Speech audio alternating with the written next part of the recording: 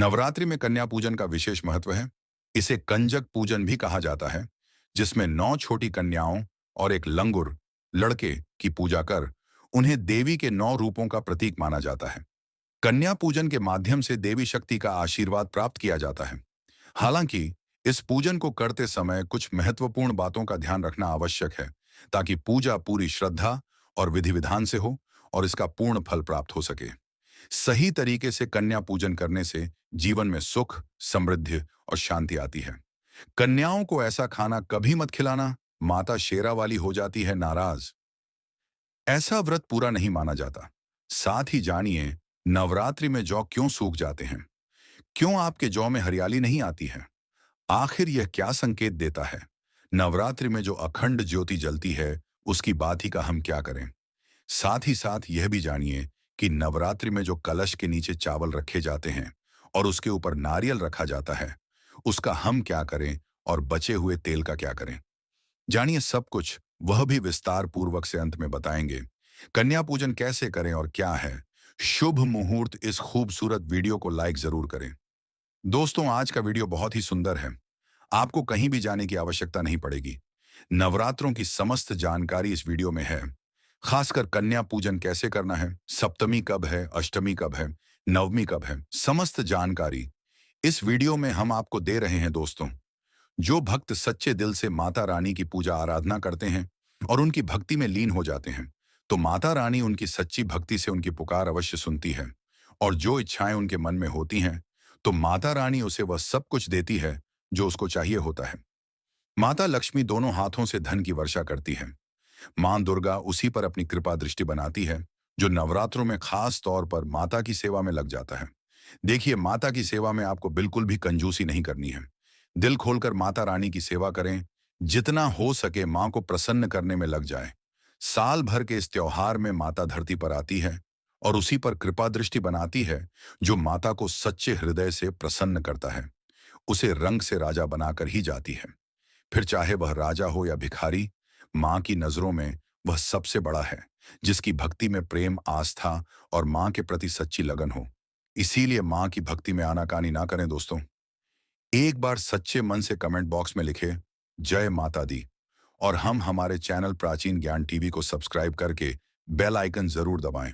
सबसे पहली बात, नवरात्रि में हम एक माटी के प्याले में जल भरते हैं ताकि हमारे घर में सुख शांति बनी रहे और माता प्रसन्न हो जाए। जौ जब हरे भरे होते हैं तो घर में हरियाली आती है और सुख समृद्धि की प्राप्ति होती है। जब जौ हरे भरे होते हैं तो समस्त देवी देवता खुशियां मनाते हैं और घर की उन्नति के लिए कामनाएं करते हैं, आशीर्वाद देते हैं। हरे भरे जौ में साक्षात माता रानी अपने 9 स्वरूपों के साथ खेलती हैं और घर में सुखों की बारिश होती है तथा धन की बारिश होती है। और जिस घर में जौ के अंदर से हरियाली नहीं आती है, तो उस घर में पहले ही पता चल जाता है कि अब आपके घर में गरीबी आने वाली है तथा परेशानियां आने वाली हैं, क्योंकि आपने पूजा पाठ में कोई ऐसी गलती कर दी होगी जिसके कारण जौ में हरियाली नहीं आ पाई। देखिए, आपको बता दें, बिना पानी के माटी में जौ डालते ही उग जाते हैं, वह भी बिना देखभाल करें। हरियाली उसमें निकल आती है। लेकिन जब हम कलश स्थापना करते हैं और जब जौ बोते हैं, तो यह बहुत ही सोचने समझने वाली बात है कि आपकी देखरेख में जबकि आपने पानी बराबर डाला, परिवार ने अच्छे से देखा, फिर भी ऐसा होने के बाद जब उसमें जौन ना निकले तथा हरियाली ना उगे, तो समझ ले साक्षात माता रानी आपसे नाराज है, क्रोधित हो चुकी है। माता रानी अपनी संतान को सदैव माफ कर देती है। आप सच्चे हृदय से माता रानी से माफी मांग ले। माता करुणामय है और अपने भक्तों को, अपने बेटों को, अपने लाल को वह सदैव माफ करती है। जब में कम हरियाली आना मतलब घर में धीरे धीरे खुशियों का वास होगा और ज्यादा हरियाली आने पर धन की वर्षा होगी। तेजी से व्यापार दिन दुगनी रात चौगुनी बढ़ेगा।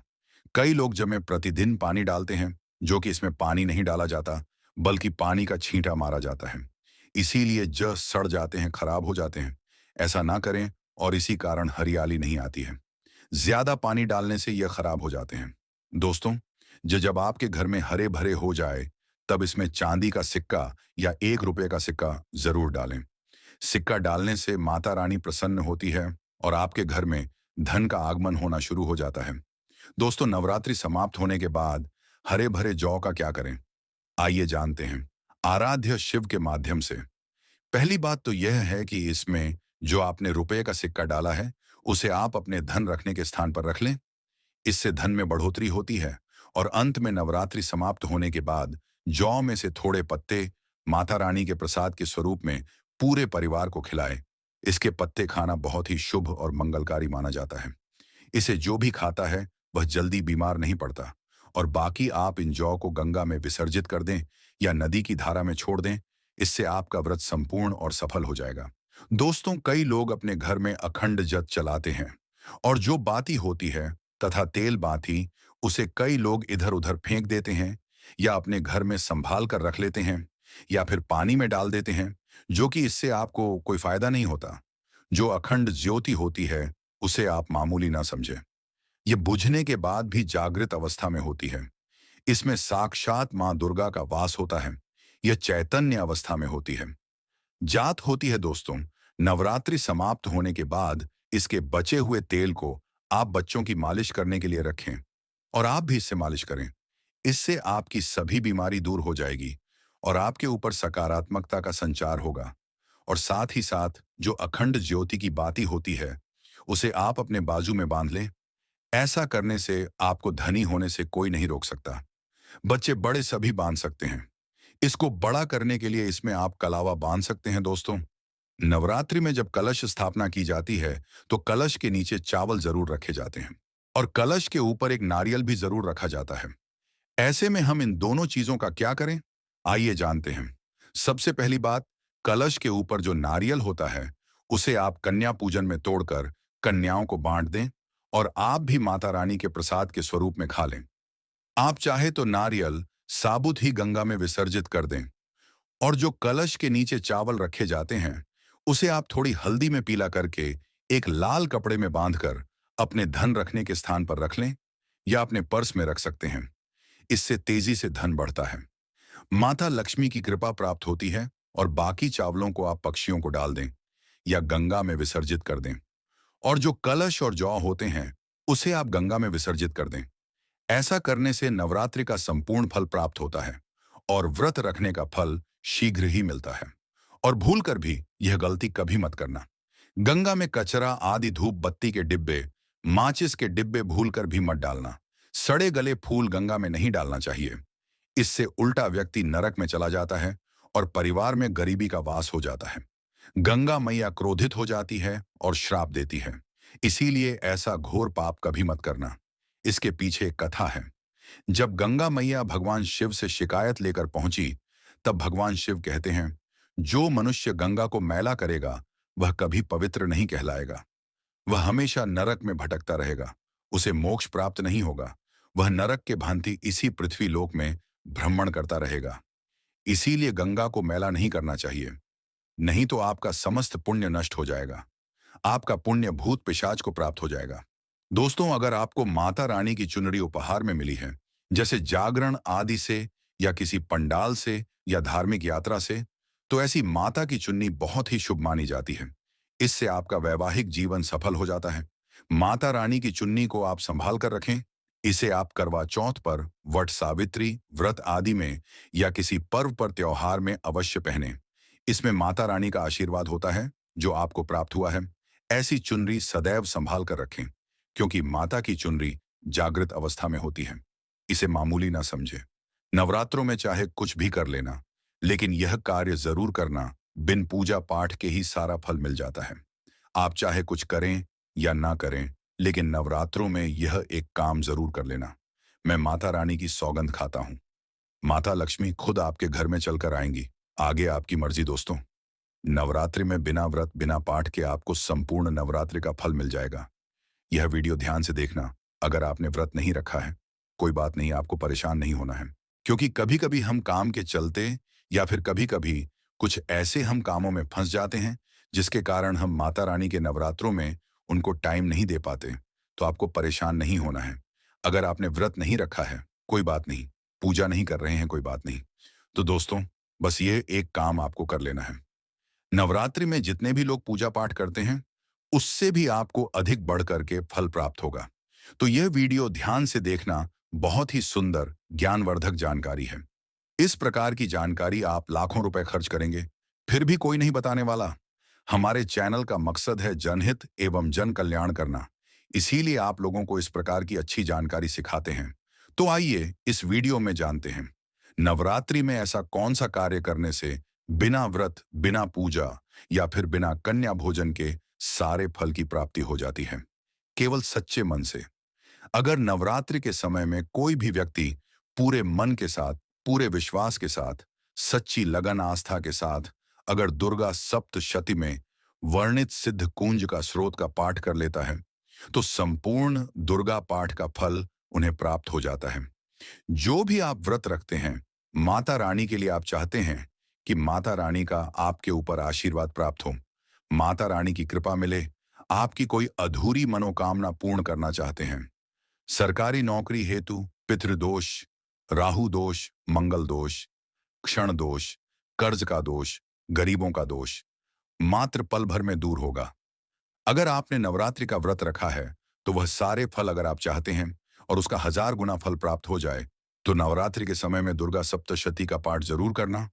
और जो लोग नवरात्रि का व्रत नहीं रखे हैं, किसी कारणवश उन्हें टाइम नहीं मिल पाया है, ऐसे व्यक्ति दुर्गा सप्तशती में वर्णित सिद्ध कुंज स्रोत का पाठ जरूर करना। पूर्ण रूप से आपको नवदुर्गा माता का पूजा पाठ करने से, नवदुर्गा के 9 दिन व्रत करने से, कन्या भोजन कराने से जो फल प्राप्त होता है, वह प्राप्त होगा। केवल इस पाठ को सच्चे मन से नवरात्रि के एक दिन बैठकर जप लेते हैं, तो पूर्ण रूप से आपको फल प्राप्त हो जाता है। मैं आप लोगों को बताना चाहूंगा, जो लोग सामर्थ्यवान हैं, ऐसे लोगों को कन्या पूजन भी जरूर करना चाहिए। स्कंद पुराण में भी लिखा है और कई सारे हमारे देवी पुराण में भी इसका वर्णन मिलता है। माता रानी जितना पूजा पाठ से प्रसन्न होती है, उससे ज्यादा कन्या भोजन कराने से हो जाती है, क्योंकि कन्याओं को देवी का स्वरूप माना जाता है। और जो कन्या होती है, नवरात्रि के समय में यह साक्षात नवदुर्गा का एस रूप हो जाती है। मैं कन्या पूजन के बारे में विस्तार से वीडियो के अंत में बताऊंगा, तो वीडियो में बने रहना। कन्या पूजन कैसे करना है और क्या मुहूर्त है, सब बताऊंगा दोस्तों। साथ ही एक जानकारी बता रहा हूं, यह जानकारी आपकी जिंदगी में खुशियां लाएगी, आपके जीवन में चल रही परेशानी को दूर करेगी, क्योंकि हम आप लोगों को बहुत सरल सरल साधारण सी विधि बताते हैं, जिसमें आप सभी दर्शकों का कल्याण छुपा होता है। तो नवरात्रि के दौरान आपको एक पुष्प का पौधा जरूर लगाना है। मैं इसका फायदा भी बताऊंगा। हमारे धर्मशास्त्रों के अनुसार कहा गया है, अगर कोई व्यक्ति मंदिर के किनारे में मदार का पौधा लगा दे, ध्यान से सुनिए, जो सफेद कलर का मदार का पौधा होता है, किसी भी मंदिर के किनारे में लगा देते हैं। यह पुष्प वहां पर उपस्थित जो देवी देवता है, मंदिर में जो रहने वाले जो देवी देवता है, जैसे शिव मंदिर है, शिव मंदिर में मदार का पौधा लगाते हैं, तो इसका एक पुष्प अगर कोई भी व्यक्ति शिव मंदिर में जाकर छुड़ाए, तो आपको स्वर्ण दान के बराबर पुण्य की प्राप्ति होती है।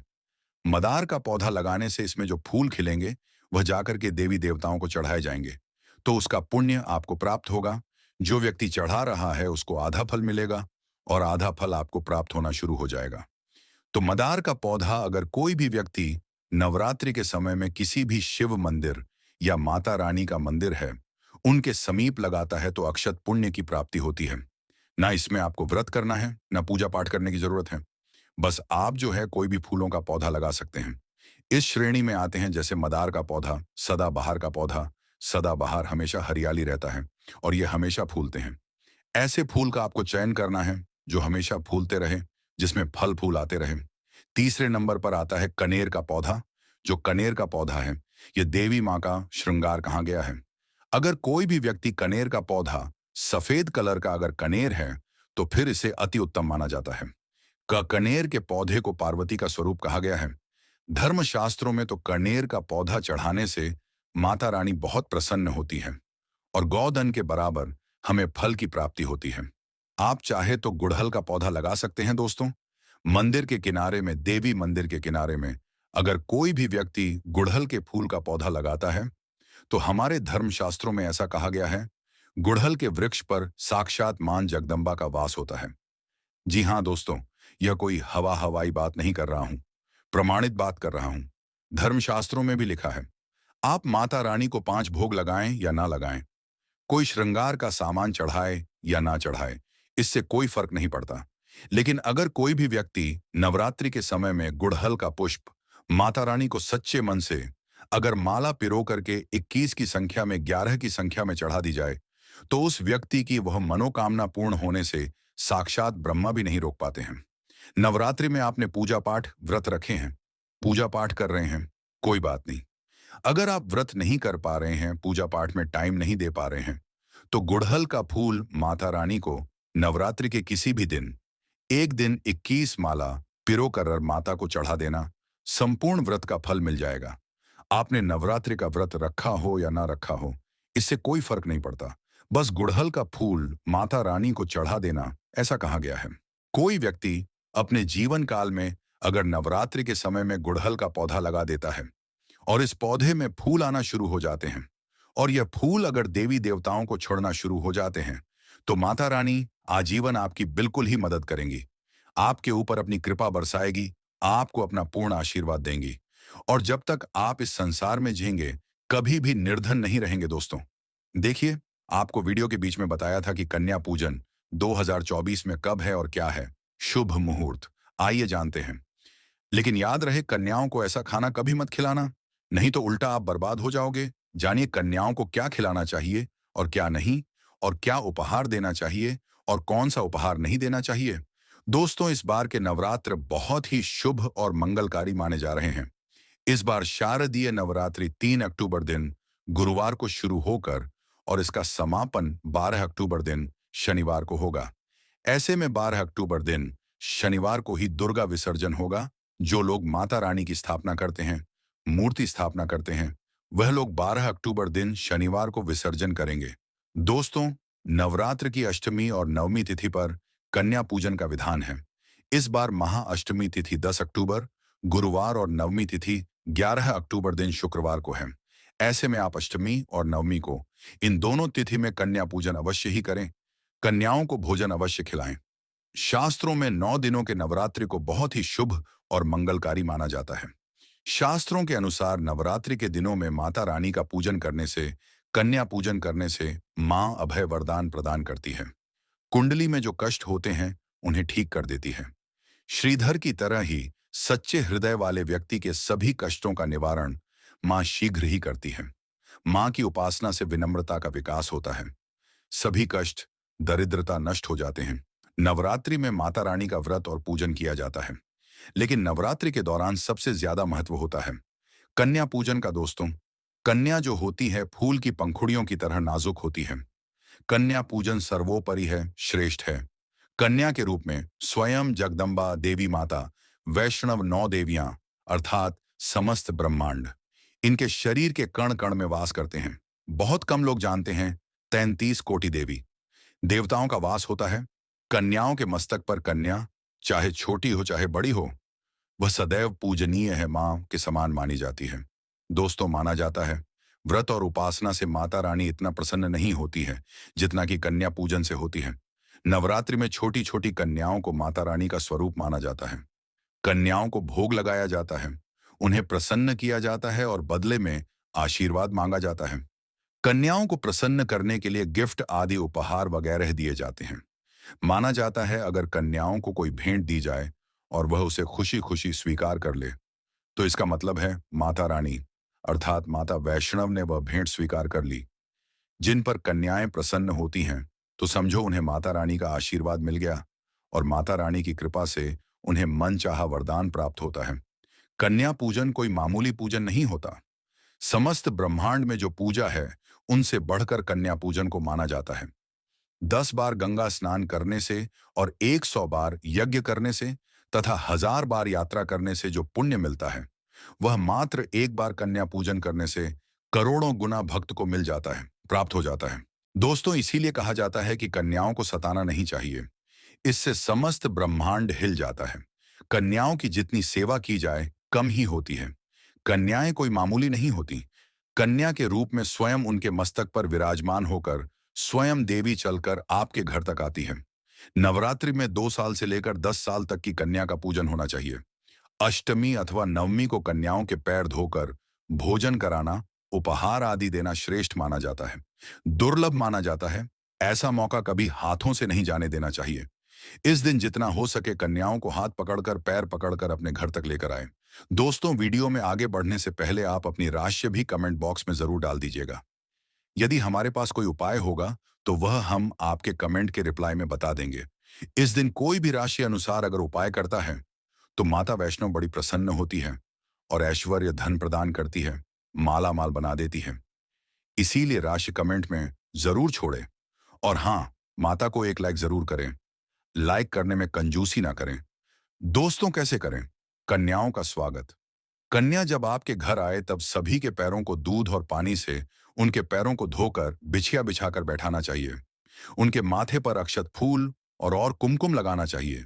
फिर उसके बाद भोजन ग्रहण करवाना चाहिए। लेकिन हमेशा याद रहे, कन्याओं की थाली में 3 पूरियां कभी ना रखें। इसे शुभ नहीं, घोर अशुभ माना जाता है। 3 पूरियां तथा 3 रोटियां मरने वाले व्यक्ति के लिए निकाली जाती हैं। ऐसे में कन्याओं को उनकी थाली में 3 पूरी कभी ना दे, लेकिन 1-2 करके पूरियां दे सकते हैं। इससे 3 संख्या बढ़ जाती है और दोष भी नहीं लगता। दोस्तों, कन्याओं को खाना खिलाने के बाद अंत में कन्याओं के सिर पर लाल चुनरी ओढ़नी चाहिए और भोजन में आपको खीर, पूरी, हलवा, चना तथा आलू की सब्जी, छोले वगैरह की सब्जी खिलानी चाहिए। पनीर आदि भी खिलाया जा सकता है। वैसे माता रानी का प्रिय भोजन खीर, हलवा, पूरी और छोले आदि ही है। लेकिन भूल से भी लहसुन और प्याज का इस्तेमाल कभी ना करें, अन्यथा अनर्थ हो जाएगा। अक्सर कई लोग कन्याओं को कुरकुरे का पैकेट, चिप्स वगैरह का पैकेट खिलाते हैं, जो कि घोर अनर्थ माना जाता है, क्योंकि इसमें लहसुन प्याज का इस्तेमाल होता है, जिसके कारण आपका व्रत खंडित हो सकता है। मां दुर्गा क्रोधित हो सकती है। जहां आपने 9 दिनों तक लहसुन प्याज का परहेज किया, लेकिन आपकी एक गलती पूरे व्रत को खंडित कर सकती है। इतना भी नादान नहीं बनना चाहिए कि माता रानी रूठ जाए और कन्याओं को भी अशुद्ध होना पड़े।